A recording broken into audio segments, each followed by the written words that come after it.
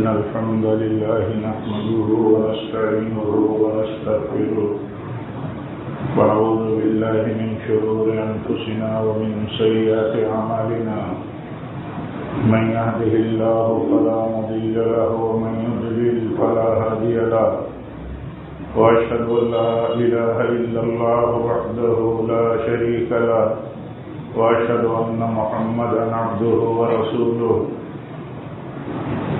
يا أيها الذين آمنوا اتقوا الله حق تقاته ولا تموتن إلا وأنتم مسلمون يا أيها الناس اتقوا ربكم الذي خلقكم من نفس واحدة وخلق منها زوجها وبث منهما رجالا كثيرا ونساء واتقوا الله الذي تساءلون به والأرحام إن الله كان عليكم رقيبا يا أيها الذين آمنوا اتقوا الله وقولوا قولا سديدا يصلح لكم أعمالكم ويغفر لكم ذنوبكم ومن يطع الله ورسوله فقد فاز فوزا عظيما أما بعد فإن خير الحديث كتاب الله وخير الهدي هدي محمد صلى الله عليه وسلم وشر الأمور محدثاتها وكل محدثة بدعة وكل بدعة ضلالة وكل ضلالة في النار. أعوذ بالله من الشيطان الرجيم. بسم الله الرحمن الرحيم. قاف والقرآن المجيد بل عجبوا أن جاءهم منذر منهم فقال الكافرون هذا شيء عجيب أإذا متنا وكنا ترابا ذلك رجع بعيد قد علمنا ما تنقص الأرض منهم وعندنا كتاب حفيظ بل كذبوا بالحق لما جاءهم فهم في أمر مريج أفلم ينظروا إلى السماء فوقهم كيف بنيناها وزيناها وما لها من فروج والأرض مددناها وألقينا فيها رواسي وأنبتنا فيها من كل زوج بهيج تبصرة وذكرى لكل عبد منيب ونزلنا من السماء ماء مباركا فأنبتنا به جنات وحب الحصيد والنخل باسقات لها طلع نضيد رزقا للعباد وأحيينا به بلدة ميتا كذلك الخروج كذبت قبلهم قوم نوح وأصحاب الرس وثمود وعاد وفرعون وإخوان لوط وأصحاب الأيكة وقوم تبع كل كذب الرسل فحق وعيد أفعينا بالخلق الأول بل هم في لبس من خلق جديد. وقال الله تعالى في موضع آخر إن الله يأمر بالعدل والإحسان وإيتاء ذي القربى وينهى عن الفحشاء والمنكر والبغي يعظكم لعلكم تذكرون. دینی بھائیوں، بزرگوں، عزیز نوجوانوں، اسلامی ماں اور بہنوں،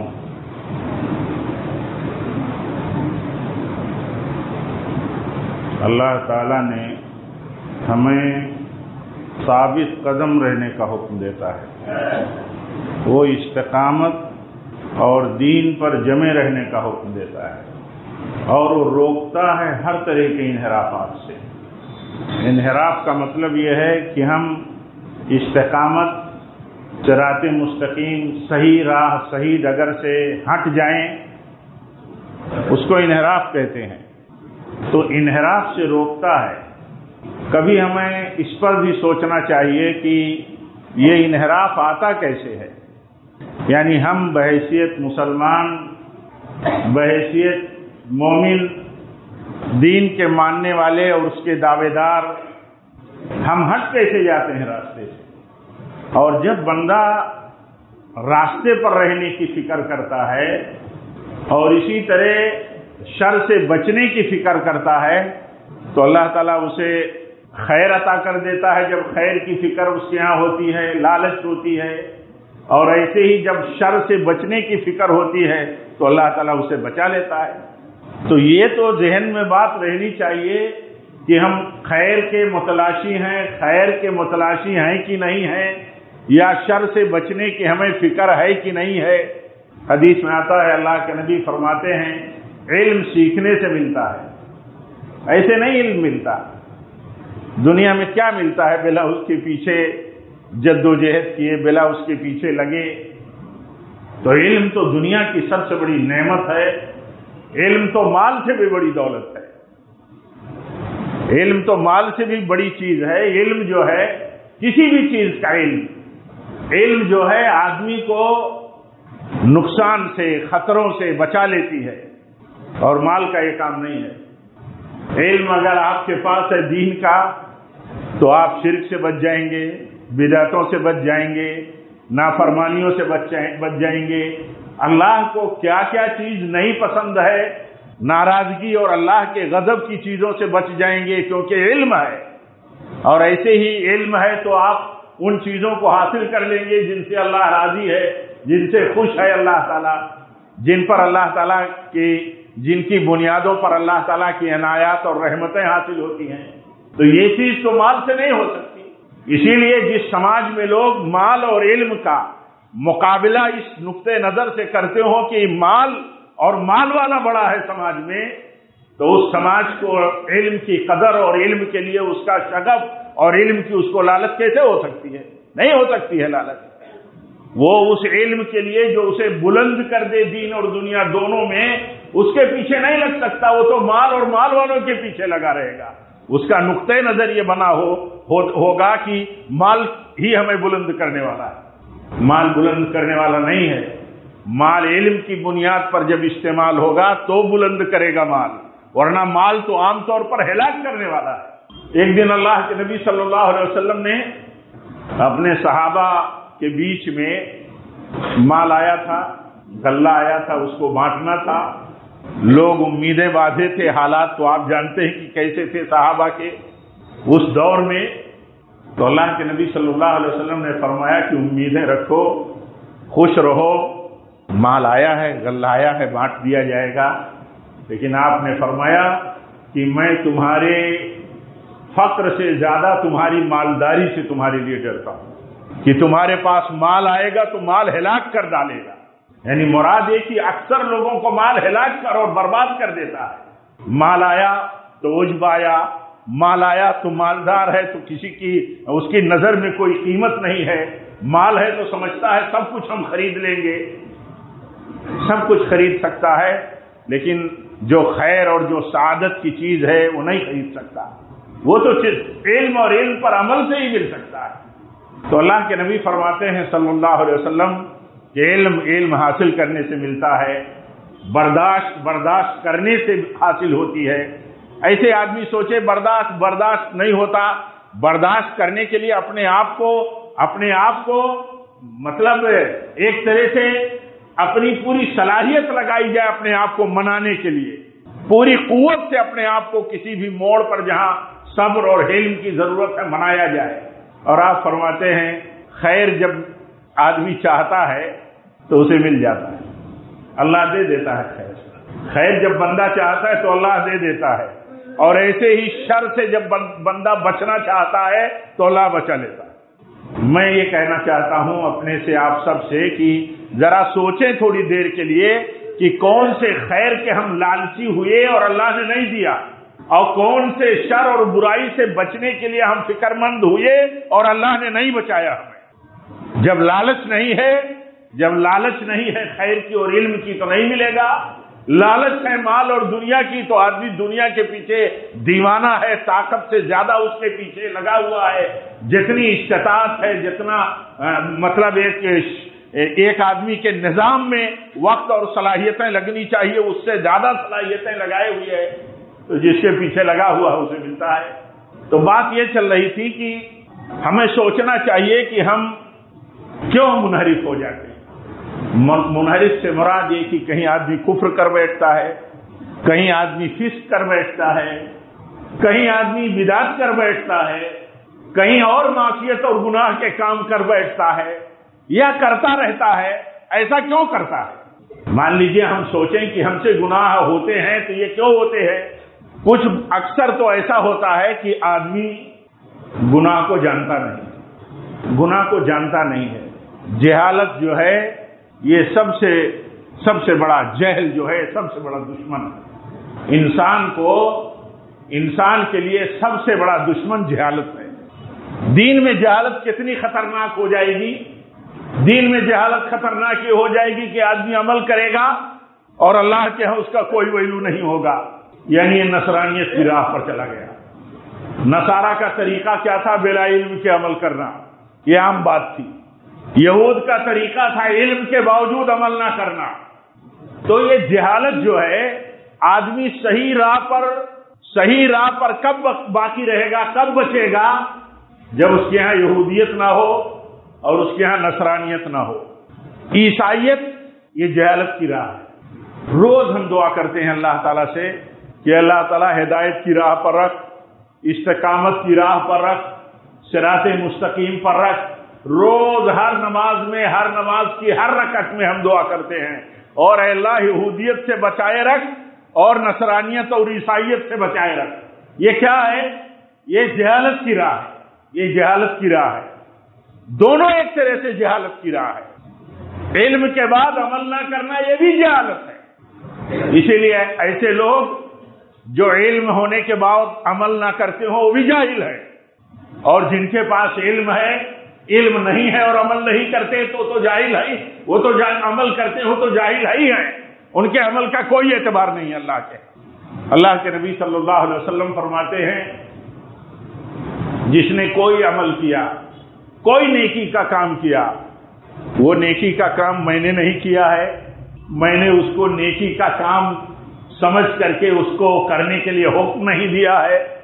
اللہ کے نبی صلی اللہ علیہ وسلم فرماتے ہیں وہ عمل مردود ہے، یعنی رد کر دیا جائے گا، ریجیکٹ کر دیا جائے گا، قبول نہیں ہو سکتا. تو ایک تو انحراف سب سے بڑا، یا غلطیاں آدمی کرتا ہے، کیوں کرتا ہے؟ جانتا نہیں ہے. وہ نہ جاننا یعنی جہالت، یہ آدمی کو راہ حق سے ہٹ جانے کا سب سے بڑا سبب ہے. جاننا ضروری ہے. جب جاننا ضروری ہے بلا جانے، علماء کہتے ہیں اسلام زندگی سے 4 طرح کے لوگوں سے نکل جاتا ہے. 4 طرح کے لوگ ہیں جن کی زندگی میں اسلام نہیں رہتا، نکل جاتا ہے. اس میں ایک وہ طبقہ بھی ہے جو عمل کرتا ہے اور جانتا نہیں ہے، وہ اسلام نہیں ہے. اسلام تو وہ ہے جو اللہ کی وحی ہے، ہدایت ہے، آسمان سے اتری ہے، نبی صلی اللہ علیہ وسلم کی سنتوں میں وہ اسلام پھیلا ہوا ہے جسے ہم سنت اور حدیث کہتے ہیں، نبی صلی اللہ علیہ وسلم کی، جس کو ہم اسوہ حسنہ کہتے ہیں قرآن کی زبان میں. تو جب اس کا علم نہیں ہے اور ہم عمل کرتے ہیں تو کس بات پر عمل کرتے ہیں؟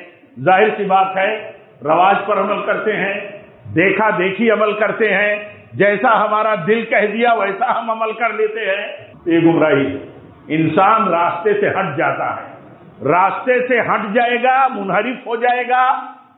اس سے بچنے کے لیے ضروری ہے کہ اس کے پاس علم ہو. اب علم کی جب قیمت آدمی کو معلوم ہو کہ علم عبادت سے افضل ہے، تو آپ بتائیے وہ عبادت کے لیے تو بڑا فکر مند ہے، لیکن علم کے لیے فکر مند نہیں ہے. ہم اپنا سماج دیکھیں، اپنا سرکل دیکھیں، ہم میں ہر آدمی، ہر مرد و عورت اپنے آپ کو دیکھے. میں سمجھتا ہوں کہ جتنا آدمی ایک مرد و عورت عبادت کا لالچی ہے اتنا علم کا لالچی نہیں ہے. اور عبادت کا لالچی اگر علم کا لالچی نہیں ہے تو ظاہر سی بات ہے کوئی عبادت پہ منحرف ہو جائے گا، صحیح راستے پہ نہیں رہ سکتا. عبادت سے زیادہ علم کا لالچی ہونا چاہیے.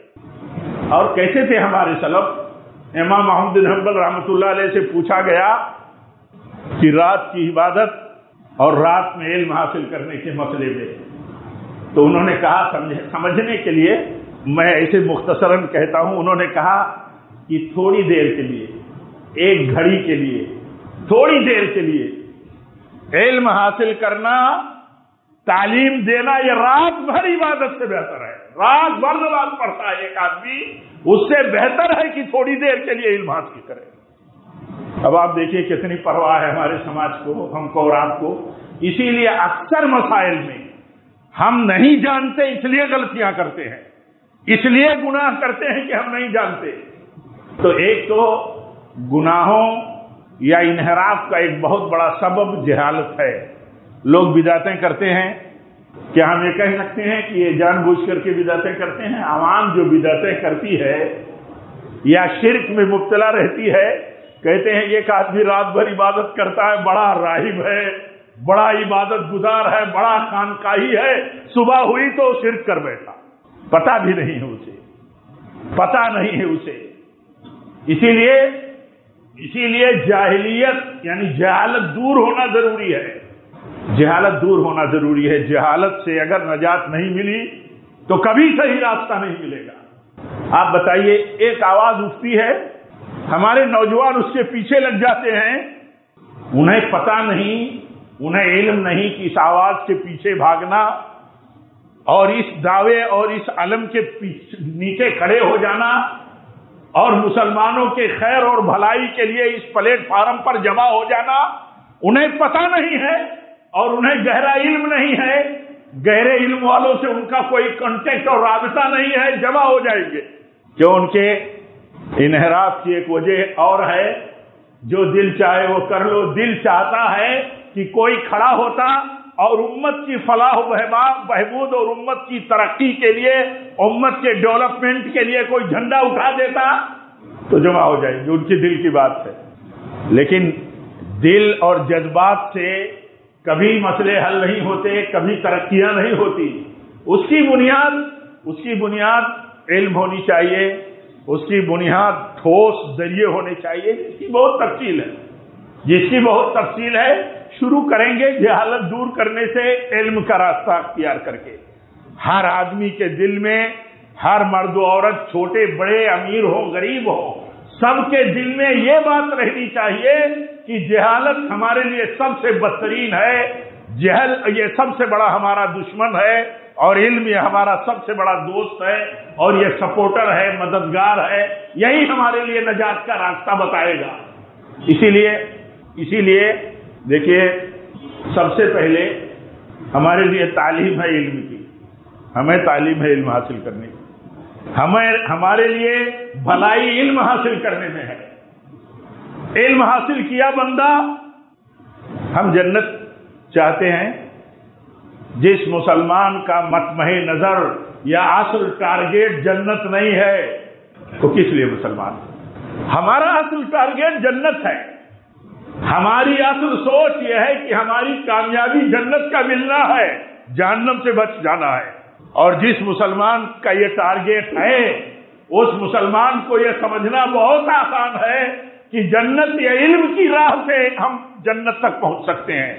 جنت کی راہ جو ہے یہ علم کی راہ چلنے سے ہے.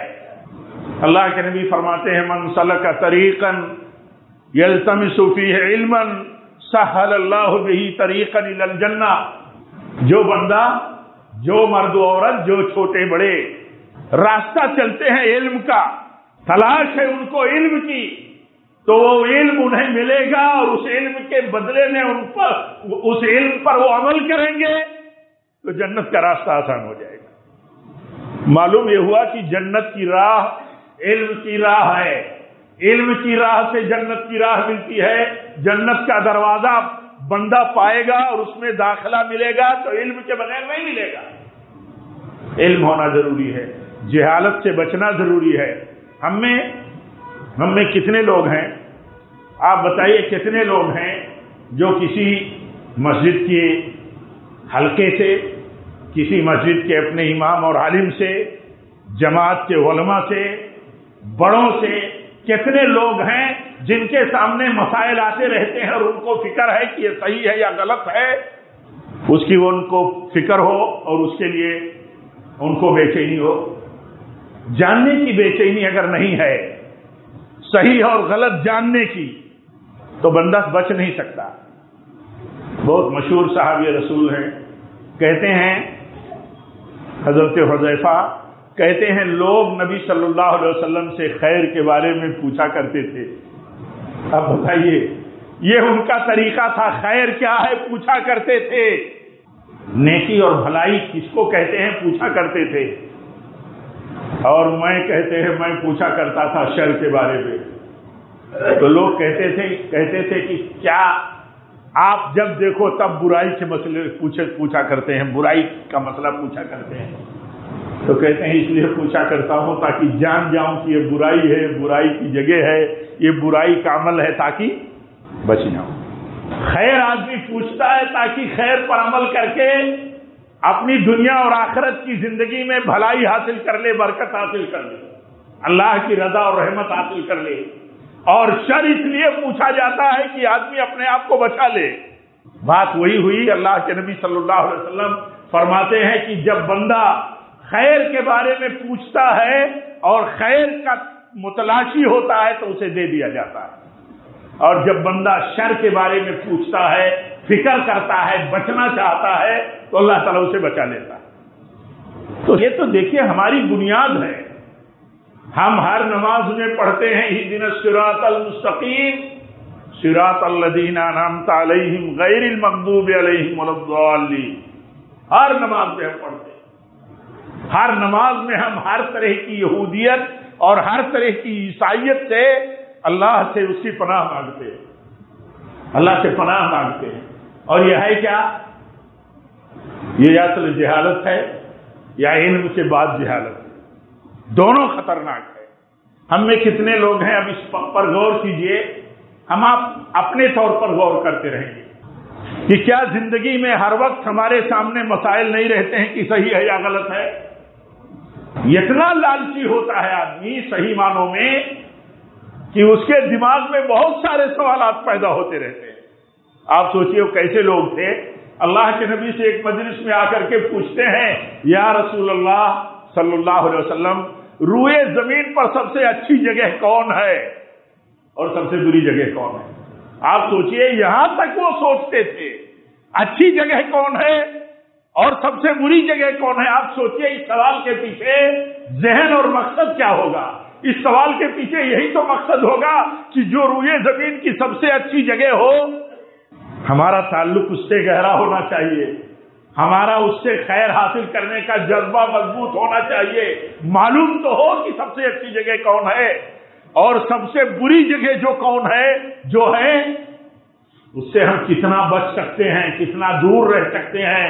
یعنی جتنی بنیادی ضرورتیں ہیں ان ضرورتوں کو چھوڑ کر کے ہم کیسے اس بری جگہ سے دور رہ سکتے ہیں. آپ سوچئے, میرے اس کو کوٹ کرنے کا مقصد یہ ہے, یہ حدیث ہم سنتے رہتے ہیں, بہت مشہور واقعہ ہے نبی صلی اللہ علیہ وسلم کی سیرت کا کہ یہ سوال آپ سے آیا, یہ سوال آپ سے صحابہ نے کیا.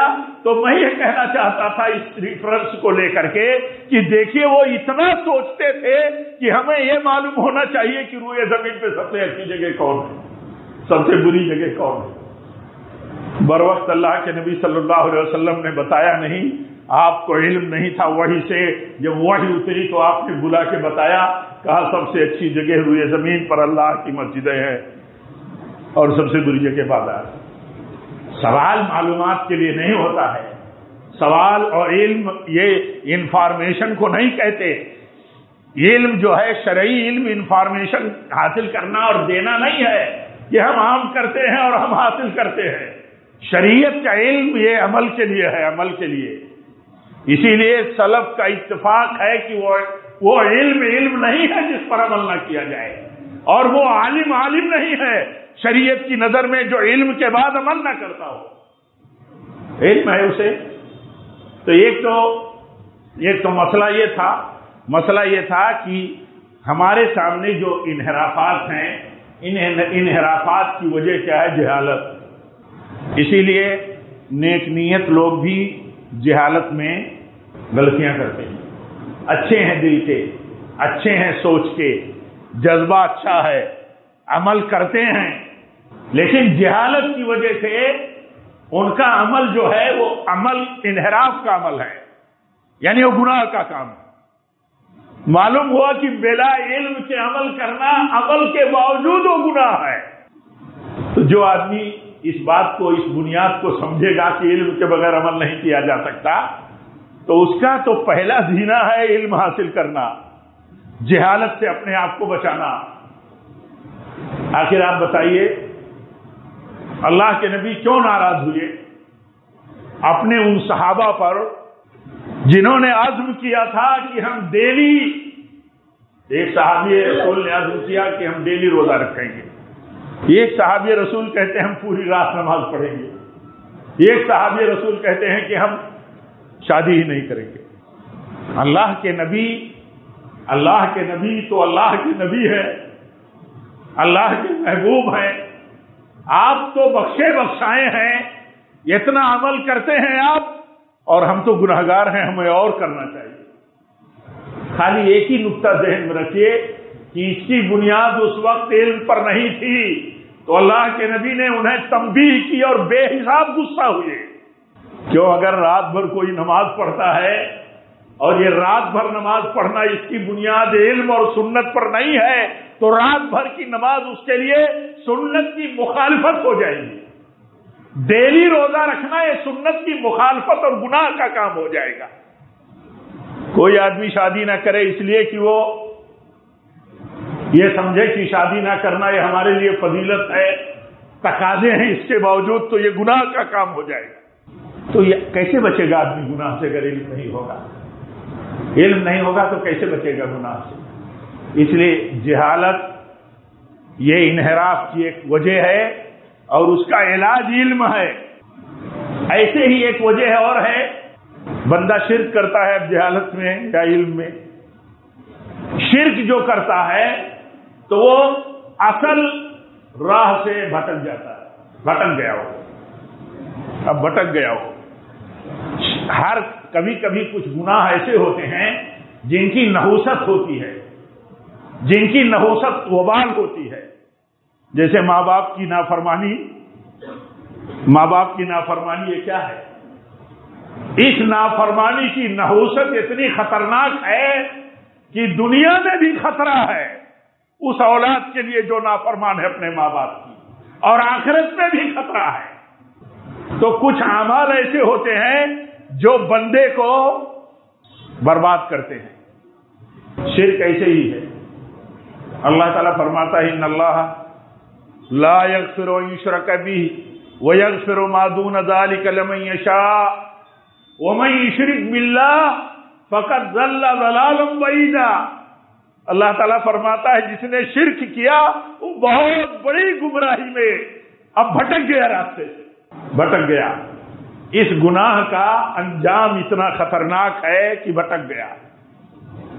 اب دیکھیے، اب اس کے بجائے شرک سے بچنا ضروری کتنا ہو گیا۔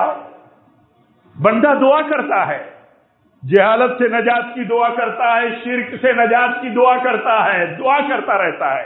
اسے اگر پتا ہو کہ ہم کیوں بھٹک جاتے ہیں، اگر اسے پتا ہو کہ شرک کی نحوست اور شرک کا انجام اتنا خطرناک ہے کہ وہ راستے سے بھٹکا دے گا، کسی بھلائی کے راستے پر رہنے نہیں دے گا، تب تو اس کو فکر ہو جائے گی کہ شرک سے بچنا ضروری ہے۔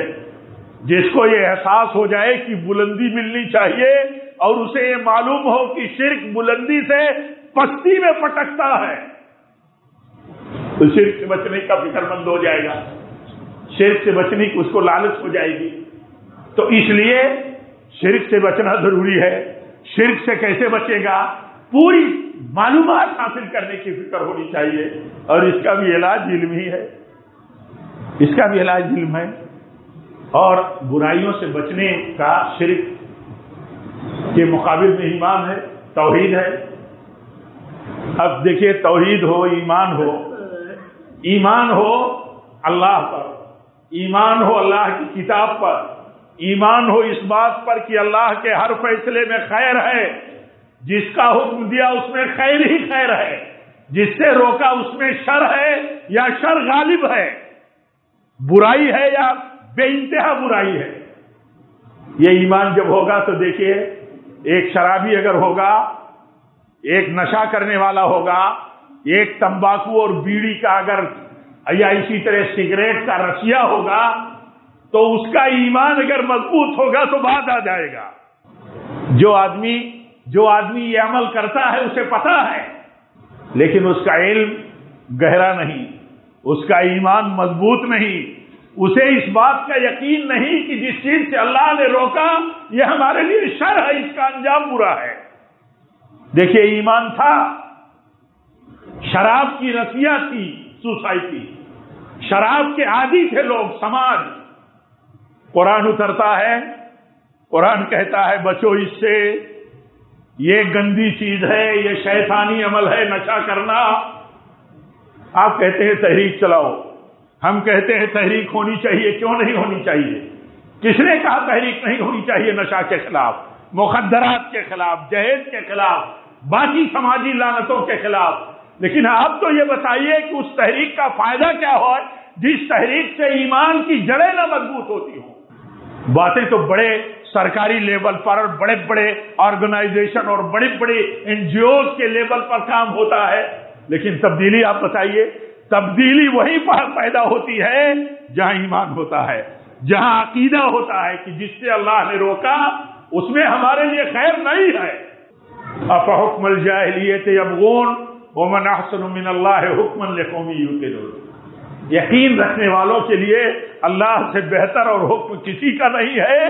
یہ یقین جب اس کے دل میں بیٹھ گیا تو اسے پتا چل گیا، معلوم نہیں تھا، اسے پتا چل گیا جیسے اس سماج پہ حکم اتر آیا کہ آپ شراب کے عادی ہو، شراب کو اللہ حرام قرار دے رہا ہے، تو اپنے ہاتھوں سے اپنے گھروں میں شراب اتنی محبت سے رکھنا اور اس کی حفاظت کرنا اور اس سے اپنا لگاؤ رکھنا، اور دیوانگی کی حد تک اپنے ہاتھوں سے اسے ان مٹکوں کو توڑ دیا، پھینک دیا گلیوں میں نکال کر کے، جس کے وہ عاشق تھے، دیوانہ تھے جس کے لیے۔ کیسے بچے وہ؟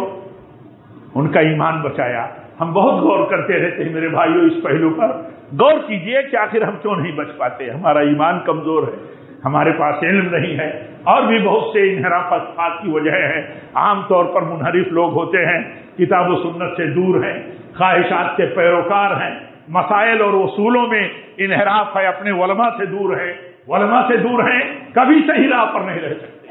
کسی بھی ایشو اور کسی بھی مومنٹ پر، کسی بھی پوائنٹ پر اگر علماء کی ہدایت کے بغیر لوگ الگ لپک پڑے اور آگے بڑھ گئے تو منحرف ہونا ہی ہے انہیں۔ یہ اللہ تعالیٰ کا نظام ہے۔ اللہ تعالیٰ سے دعا ہے کہ اللہ تعالیٰ ہم سب کو دین کی صحیح سمجھ عطا فرمائے۔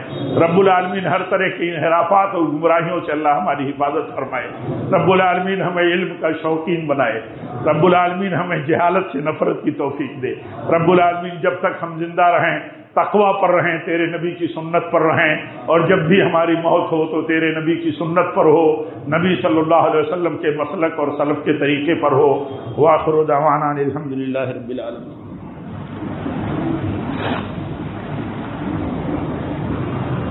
الحمدللہ رب العالمین والصلاة والسلام علی رسولہ النبی الکریم۔ ان اللہ وملائکتہ یصلون علی النبی یا ایھا الذین آمنوا صلوا علیہ وسلموا تسلیما۔ اللهم صل على محمد وعلى آل محمد كما صليت على إبراهيم وعلى آل إبراهيم إنك حميد مجيد۔ اللهم بارك على محمد وعلى آل محمد كما باركت على إبراهيم وعلى آل إبراهيم إنك حميد مجيد۔ عباد الله رحمكم الله، أقول قولي هذا واستغفر الله لي ولكم ولسائر المسلمين، وآخر دعوانا الحمد لله۔